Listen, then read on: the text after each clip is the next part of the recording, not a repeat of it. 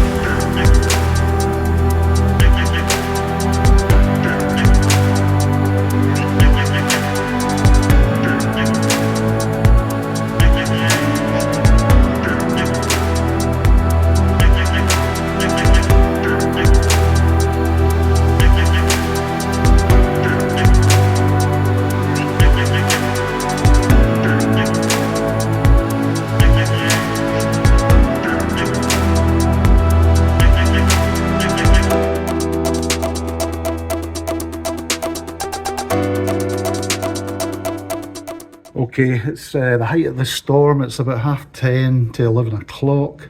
I'm going to head out and just take a quick look at the tent, just see how bad it is out there.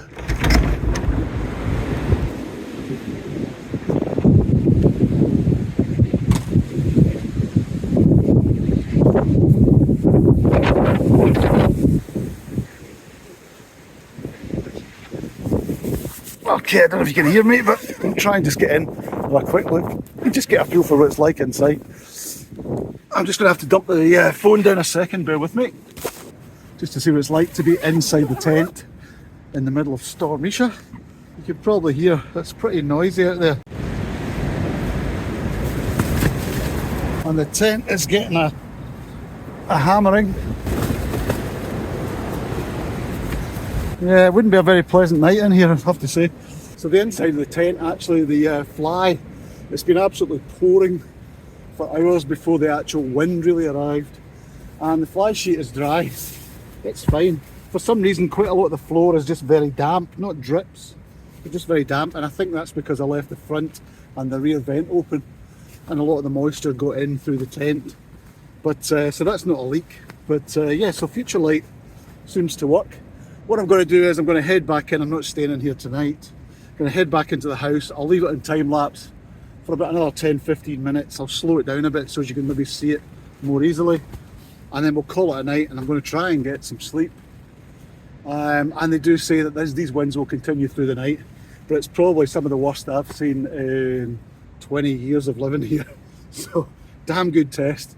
But the tent is holding solid, wee bit of flexing. The double guy seems to have worked. And so far so good. Okay, let's get out. Oh.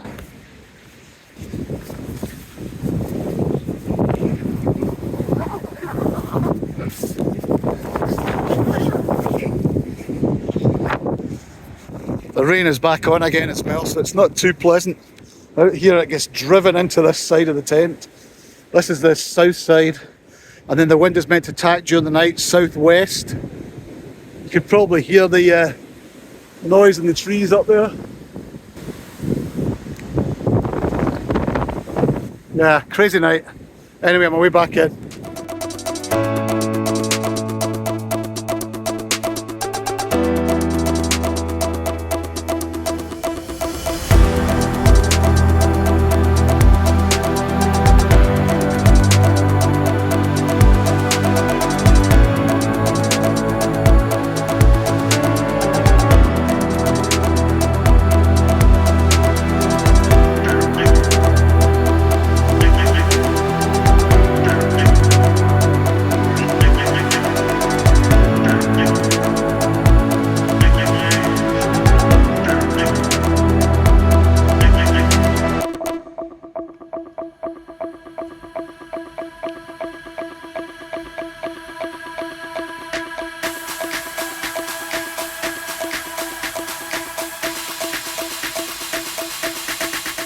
So it's Monday morning, the morning after the damage. Let's go and have a look and see if there is any damage.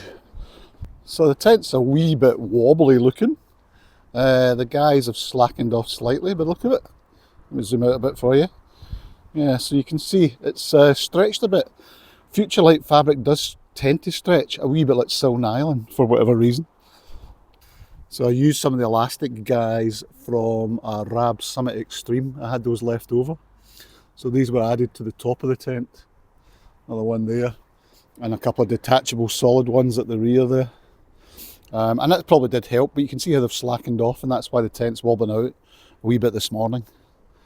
But yeah, sound as a pound. Gives me a lot of confidence that this thing can handle some pretty turbulent weather. I'll just get inside and have a look. Yeah, the tent's exactly as it was last night. So the fly itself, the Futurelight fabric is nice and dry to the touch. The floor has a skim of dampness across it, but not actual any water that's dripped in. Again, I think it was just forced through the vents, front and rear. The tent is in one piece though, I'm glad to say. The Velcro is all still in place, and the carbon poles, no fractures or anything like that. So a result as far as I'm concerned. Yeah, so as you can see, everything looks pretty normal. I didn't put a ground sheet down underneath the tent at all, but you can see the kind of just the slight dampness around about the floor, but there's no water ingress, there's no pooling water anywhere. Everything's looking good and everything's intact and in place. So good to see that I know the tent can handle some pretty extreme conditions. So hopefully a useful wee test, and thank you again for watching.